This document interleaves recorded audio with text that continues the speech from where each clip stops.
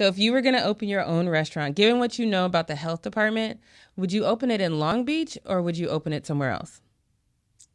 Oh, that is a tough question. So you think the Democratic Party cares about Black people? Believe it or not, Rex, I think that tweet is part of the problem. Do you feel like we could have addressed this homeless issue much sooner? You have to speak a word, make it a good one. Okay, let's go.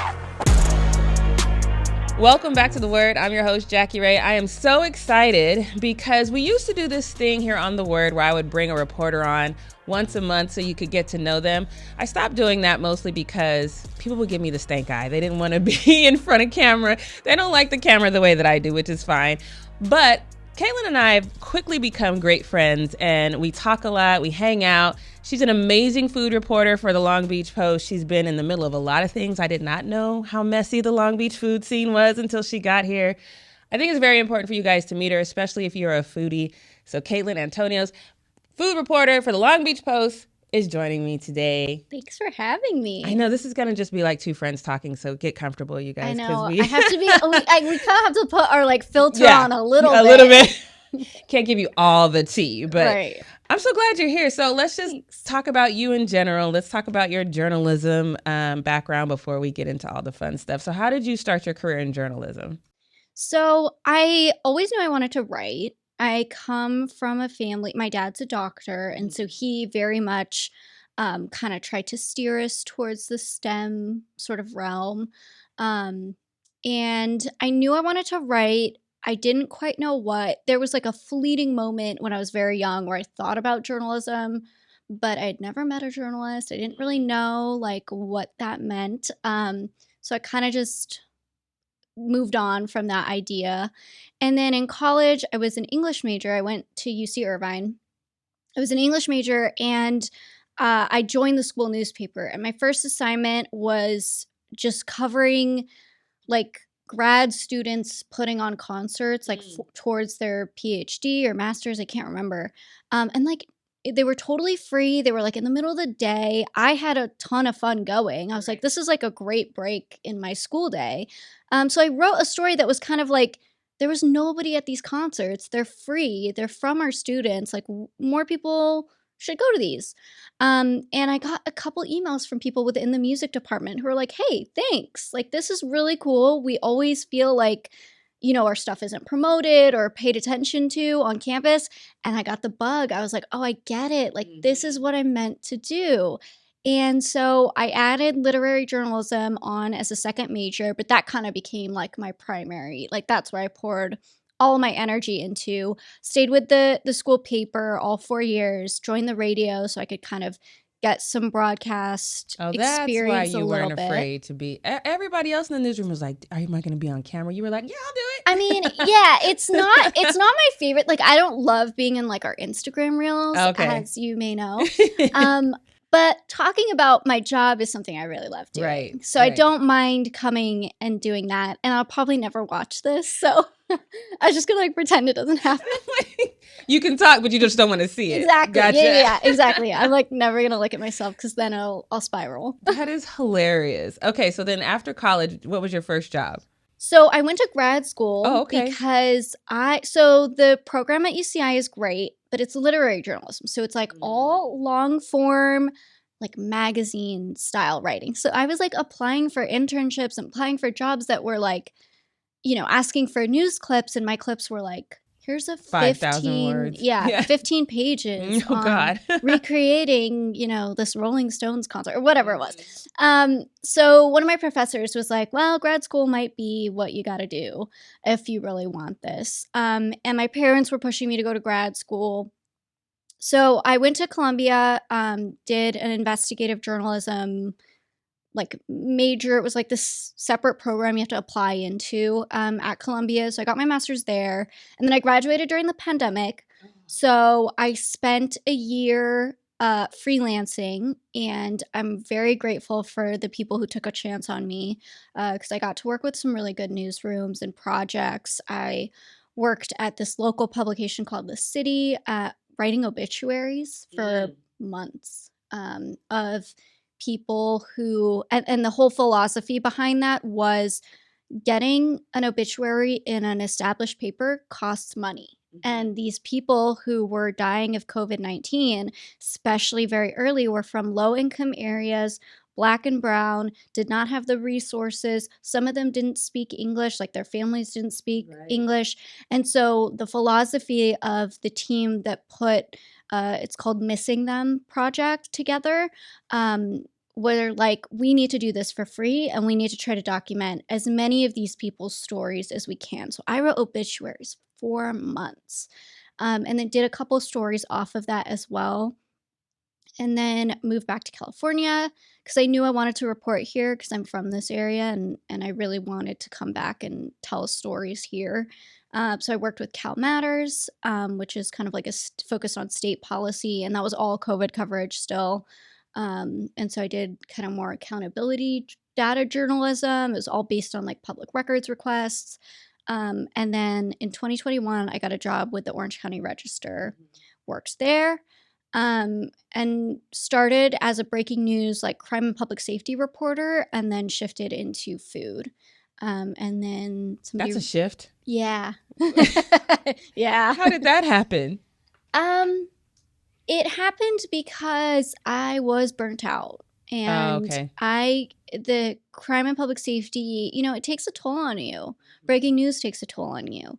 And so it got to a point where I was like, okay, I need to start looking for another job. And I was really like, I liked where I lived. I liked the people I worked with. So I didn't want like this radical change. So I looked within the like Orange County Register to see if there were any job openings. I thought maybe I'll switch to a local reporter. At least that way I can kind of do, you know, more community-based stories that, you know, even if they're sad, usually there's like a touch of hopefulness, or at least, you know, there was just like something that was more appealing about that. And then the food reporter position came up, and it was like I don't know, it was just this moment where I was like, oh, this is my perfect job. Like, okay. This is my dream job. Mm-hmm. It just never seemed attainable. And then suddenly this job was there, and I was like, oh, I'm going to apply. And thankfully I got it. So that's how I started in the food world. But I've always been a foodie. I've always loved food, and I've always been interested in the business behind food. Mm-hmm. So getting to report on it is a real joy. What were some of your favorite stories doing in Orange County as far as the food scene out there? Yeah, it was a little bit different than the stories I've been doing here. Yeah. It was more like more features type of writing. One of the last stories, so I did a couple stories that I was really proud of about just like the health department, and it was just scratching the surface of kind of looking into the health department. But it was just kind of talking about the process. Like I felt like I learned a lot. And I got some good data on like what the most common causes are for a restaurant to get shut down. It's cockroaches. Spoiler alert. That's a good reason. At least in Orange County. So you probably have to have a massive amount though, right? Or is it just? Oh, no. Oh, okay. You just see one, and it's. Oh, wow. Yeah, because they can carry bacteria back and forth. Yeah. So yeah, if you see one that usually means there's more too. Obviously, like, yeah. I used to work in property management. We used to say where there's one, there's a million. Yeah, exactly. Mm-hmm. So those stories were very interesting to me. I got to do a story that was really fun about this Syrian family that owns a Syrian restaurant. And it was great because like half the interview was in Arabic, and that was just like, it felt very nice and homely. I speak Arabic. I'm Lebanese. And that's like the primary language that my parents spoke my whole life. So that was like really fun. Like I never was able to tell somebody like, you know, we started in English, and then at a certain point they were like, wait, do you speak Arabic? And I was like, yeah, like I can definitely understand if you want to do the interview in Arabic, you know, we can do that. And like it instantly like broke open the story for me because they were so much more comfortable, and we were talking about, you know, these like shared experiences. So that was a really like special experience for me. And yeah, I mean, you know, Orange County's got, I think people don't think it's that diverse. Food-wise, though, it really is. Like there is really a lot there. So it was fun covering places that I grew up, you know, being around. So how'd you make your way to the Post? So, somebody reached out to me that I knew from that previous job, and they knew that the Post was looking for a food writer. And so they were like, would you consider this? Are you interested? And I was really happy at my other job, so I kind of did like a preliminary interview with one of the editors here and was just kind of like, what am I getting myself into? What is it going to be like? And for me, like, I think I'm very self-motivated, so I don't love being in an environment where it's like, do this, do Right. this, do this. Like, I want to go and find stories that I find interesting, and I want to be trusted that those will resonate. And so I kind of got the impression that this job would be like that. And so that kind of really convinced me that, you know, I would be moving to a good situation. So then I went through the whole interview process and came in, and it was like an in-person interview. I was so nervous. And then, yeah, it was a pretty fast process though, Right. which was really nice. I didn't realize that the Post was pretty desperate for a food writer. And so the whole thing happened within like a month, I think, from like first initial contact to getting hired. And then I moved over May 1st was my first day. So I've been here now like 4 months, I think. It's so funny because we're all very close at the Post. We get along amazingly well. It's like such a good crew. We hang out all the time. And so I sit by Thomas, who's our visual editor. And so I have my little cube, and then we have cubes, right? So I would have a cube mate. So my cube mate before Caitlin, I had, and I am a very I like who I like type person. You know what I mean? So when that previous person left, and then Melissa was like, okay, we're going to sit her in the same spot. And I'm like, no, you're not. No, I am not going to. No, I need to interview her if she's going to be my cube mate. And Melissa was like, calm down, you'll be fine. And so when you first came in, I was like so nervous because I was like, oh my God, I don't want to have another cube mate that's just going to like latch onto my hip and expect me to like show them the world. You know what I mean? I was like, I don't want it. And so, but when you came in, it was just like instant. I felt like I knew you forever. Yeah, it was great. I mean, I think my very first day, you didn't come into the office that day. And so, you know, I saw your name. I knew who you were in the Post, but I was like, oh, I'm nervous. I'm nervous. Like, I kind of had wished I could just get out all the introductions on that first day. Right. But then, like, knowing I still needed to meet you was, like, really nerve-wracking. And then, yeah, it was great. I mean, she now has left that cubicle. Our visuals team we're in a fishbowl office. Which was so depressing. I know, because we established this great relationship, Right, and then it was like, bye. and it was so easy and I think both of us, like, we work when we work, and then we need like breaks, and we need to just kind of like, you know, especially me, like I'm the type where like I'll work really intensely and be very focused for like 30 minutes, and then like I have to go like talk to somebody. Right. Gotta get out of this mess. Right. And it was like so easy to just swivel my chair and like swerve over to you and then start chatting. Now I have to walk all that way. Getting your steps in though. Yeah, I guess. It's so great because I've learned so much. One of the first stories you and I kind of worked on together, and it wasn't that she needed me, it's just I had already kind of been involved in that story. I had no idea the intricacies of the health department. And your background and explaining that and just how understaffed they are and how they're all kind of just winging it is so surprising. I was shocked. I was like, oh, well, this makes a little bit more sense, you know? Yeah. Yeah. It's an element of the dining out experience that people don't think about. It's so is deeply intertwined with the business of being a restaurant. I mean, sometimes I say I'm a food reporter, sometimes I say I'm a restaurants and dining reporter, but really I think of myself as a business reporter. It just happens that all the businesses I cover are restaurants. Right. But that was an advice that was given to me when I moved into the beat at the Orange County Register. The Register's old food critic, Brad Johnson, gave me that advice. And then one of the other food reporters who now is at Business Insider. Her name's Nancy Luna. She's incredible. She also gave me that advice because I started reaching out to people like, how do I do this? And when they said that, I was like, oh, okay, that's like, I get it. I get what this job is. Like, I know the stories that I want to tell and that I'm interested in, but thinking of it from that lens of like, this is a business. There are a million different things that affect this business. And that ultimately affects you because you're the one eating at this business. And the health department and health inspections and permits and plan checks and all of those things that go into getting a restaurant up and running is something people don't think about very often. Yeah, and you're working on a story now about, I think, somebody that just took over a coffee shop and didn't really change anything, but now is not, are they still not open?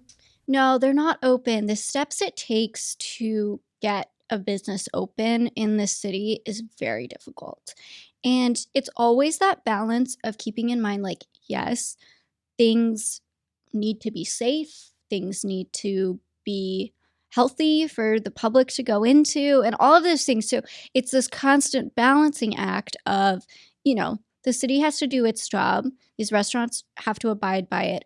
But what I hear from restaurant owners and other businesses as well is that the timelines are extremely long. I know one restaurant took them 18 months to get open. So they're paying the lease during that 18? Oh my God. Yeah. And the timelines are extremely long. The messaging's very confusing of what you can and can't do because it's based on different inspectors having different expectations.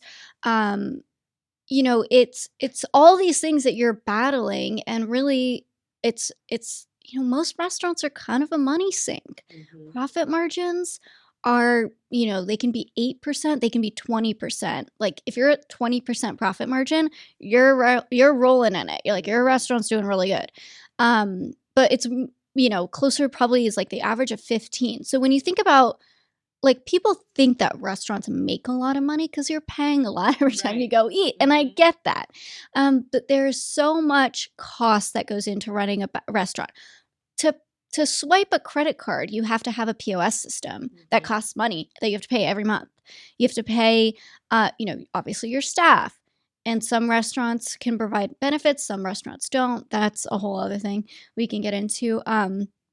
There's, constant permits, there's inspections, there's taxes, there's all these different levels of expenses that go beyond just purchasing the food and paying somebody to cook it, which obviously, especially with the cost of food prices, is also very high right now.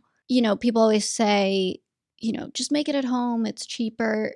At this point, it's kind of not. Like it's starting to become very even, which usually is very good for the restaurant business because that means that people are willing to not spend 3 hours cooking and they'll just go out and eat. So usually when that happens, it's very good for restaurants. But it's a constant up and down. You constantly have to get people in the door.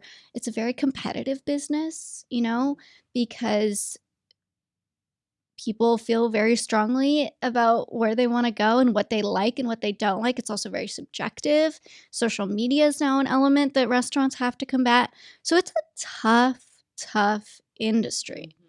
And behind all of that, my favorite sort of stories to cover are the mom and pop shops, because it's so tied to, a lot of mom and pop shops start because immigrant families come to this country and they know they can cook, they know they can share their food, they know that they love to be hospitable, and a restaurant is a financial, it's a money-making avenue for them when, they can't get another job. So it's there's food intersects so much with so many different areas of life, and that's why I love it. Sorry, that was a very long answer. That was a great answer. Okay, so this is a tough question. Okay. So if you were going to open your own restaurant, given what you know about the health department, would you open it in Long Beach or would you open it somewhere else? Oh, that is a tough question. I think if I was to take the advice of restaurant owners here in the city, probably wouldn't. To be honest, I don't think I would in this city. It sucks to say that. Like, it sucks that restaurant owners feel that way. And I should say that there are some owners who have told me working with the city has been great. Mm-hmm. So it is a mixed bag of experiences, but when it isn't great, it's really bad. And it's costly. very costly, and it's very stressful and detrimental. So that's not to say that every single restaurant that I've spoken to has told me that they've had a bad experience. Some of them say they've had really good experiences, and that makes me really happy. That's a good thing for the city. But again, the ones who have shared those concerns, it's really bad. So if it's kind of like I don't know what situation I'm gonna get, I'd err on the side of caution and probably not open up here. So you've been involved in the messy. I did not know the food scene was so messy. I didn't either. Some of the mess, I don't want to say I caused. I just aired it out, and Yeah. then you kind of caught the downhill spiral of that. So, what has been some of the things that really surprised you about the messiness in the food scene in Long Beach? Maybe it's me being naive, but I just kind of assume that everyone that's involved in the industry is very kumbaya. That's we what I all thought, too. want each other to succeed. It's food. It's comforting. We all want to support each other, and I don't want to sound like that it doesn't exist. Right. It does exist within the restaurant owners. I mean, I was talking to a restaurant owner the other day who was like, every single person on the street is like my neighbor in arms. Like, we get along great. The community is great. So, I'm not trying to say that there's no sense of community, because that's not true. There very much is. I think what was surprising to me is that people don't know what a food reporter is. Like, they don't understand what the job is. And so I've come up against a lot of preconceived notions about what I'm doing there, why I'm there, how this is all going to work. And so it takes a bit of okay, look, I'm not here to take your food. I'm not here to be your personal PR person. I'm here to share a story, and I'm here to do my due diligence. And I'm here to write it in a way, and that takes trust. With every reporter, there is a level of trust when you share your story that they're gonna represent you correctly, or accurately, or fairly, I should say. And so that's been the biggest surprise is, walking into a restaurant, and then, I'll reach out to the restaurant and be like, hey, I'd love to cover or do something about your restaurant opening, and I'll walk in and they'll be like, here's food. And I'm like, no, that's not what I'm here for. I'm not here to take your food. I'll buy your food, but I'm not here to just take. All I want to hear from you is your story. So that's been the biggest surprise. I mean, there's always a level of drama. Again, with business, it's somebody's livelihood. Right. It gets very extreme, So yeah, I think that surprised me, the preconceived notions. And yeah, it's a little bit sad too. That was surprising. It's a bummer, because those stories, which I do think are very newsworthy, can sometimes overshadow these businesses. Right. And ultimately, I see my job as somebody who shares what businesses are going through, and food obviously plays a role in that. But like I said, I really see myself as a business reporter. It's funny that you said people have a preconceived notion. I always think of the critic from Ratatouille, because that's what I thought a food reporter was. Because if those of you who didn't know my story, how I even I got on Melissa's radars because I had applied for the food reporter job. I am a broadcast journalist by trade. I'm used to being in front of the camera, news anchor, general assignment reporter for television. So when I applied, I had just got back from overseas, from being a news anchor overseas. And so when I sent my resume in, Melissa was so kind because she called me and she goes, hey, so your resume is really good, but I think you sent it to the wrong people. Because we're a newspaper and you just applied for the food reporter position. I'm like, no, I meant to.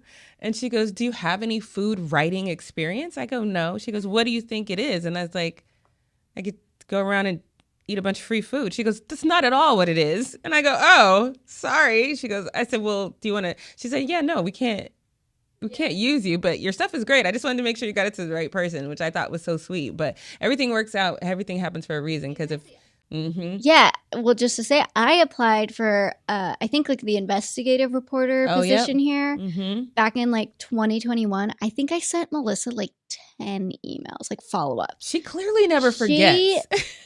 Never answered me or gave me a call. I did bring that up in my interview too. They're like, how'd you hear about that post? I'm like, well, I sent you guys a lot of emails. So but that goes to your point. Like, God puts you where you're supposed to be. Absolutely. Here I am, 2 years later and in a position that is much more, not to say that I couldn't have done the investigative position. I'm just kidding. But yeah, like I think I was meant to do this. I love how, like, you're exactly right. Because our newsroom, that was my other fear, is because our newsroom is so good. And I was like, oh my gosh, if we get somebody that doesn't fit our chemistry, what are we going to do? No, that's what literally Tim Grobady, our incredible columnist, I sit across from him. And, it was my first day. I had been hired. And, I think him and Melissa were like checking in on me that first day. And Tim said, he's like, we've got a good group here. Don't mess it up. I mean, I think he used some profanity in there, but of course he did. I loved him. I know. And we laughed, but in my head I was like, I know that he's serious. Not joking. Because I could tell, because everyone was very close and I was worried I wouldn't find my place. And thankfully. And it was quick.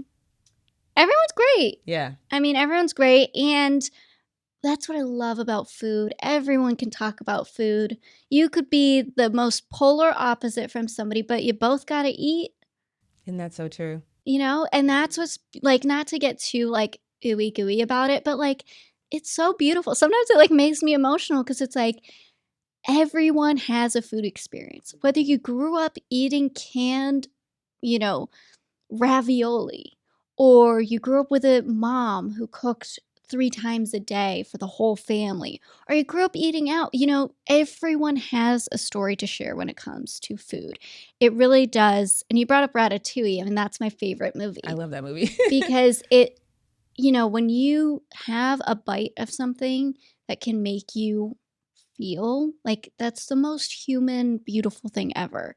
And again, food and the industry of food intersects with so many different things. It intersects with class. It intersects with culture. It intersects with race. It intersects with gender. There are so many things that you can explore through food and the food industry that go beyond just a set of ingredients together. Yeah. Thank you for coming on. This is so good, because I do think sometimes my mom used to say this all the time when my brother and I were arguing about something. She would always say, you guys need to just sit at the table. If you can bring people to the table, you can figure things out. And she would always make us sit at the table, and we wouldn't talk for a while because, stubborn. But, you start eating, and then you eventually say something like, can you pass me, blah, blah, blah. And then this dialogue starts. And I love that you said that, because I do think exactly what you said. Some of our biggest problems in the world, if we could just sit down and sit at the table, eat. That's one of my favorite things. People tell me all the time, do you want to go eat? Yeah, fine. I don't even ask where we're going, because I know me. I'm not if you don't bring me someplace new, I'm not trying anything new. Yeah. I have a very just kind of, I know what I like. You know what I mean? And I know what tastes good to me, and I'm going to eat that. And so I won't venture out on my own. So when people say, hey, Jackie, come try this, I'm like, okay, sure. And I've always and then I have a new favorite restaurant. Right. And so I do think it's a beautiful experience. It's a shared experience we all have. So I thank you for being our food reporter. Because you're so great at what you do. Thank you. I appreciate it. I feel very privileged to be in this position. I really do recognize that this is somebody's livelihood. And I very much take that with care. This is, when I'm covering people who cook their own culture's food, I'm very cognizant of that. This is a window into somebody's soul, right? And I'm very cognizant of that. So I'm very humbled constantly, and I really do take this as a privilege to be able to do this job. It is a privilege. This whole thing is a privilege to be in a newsroom. I've been doing this a lot longer than you, and to be in a newsroom like this where you're comfortable is just not the norm. So we're just blessed all across the board. Amen. And we would love for you guys to continue to help us do what we do, bring you this great journalism. So if you're not a member, please do me a favor and become a member. Go to lbpost.com/join. You can become a member for as little as $8 a month. It really helps us do what we love to do and get you the food places that you might not have tried before and news that you can use to better your community and your life. So thank you for joining us on this episode of The Word. And remember, if you have to speak a word, make it a good one. We'll see you next time.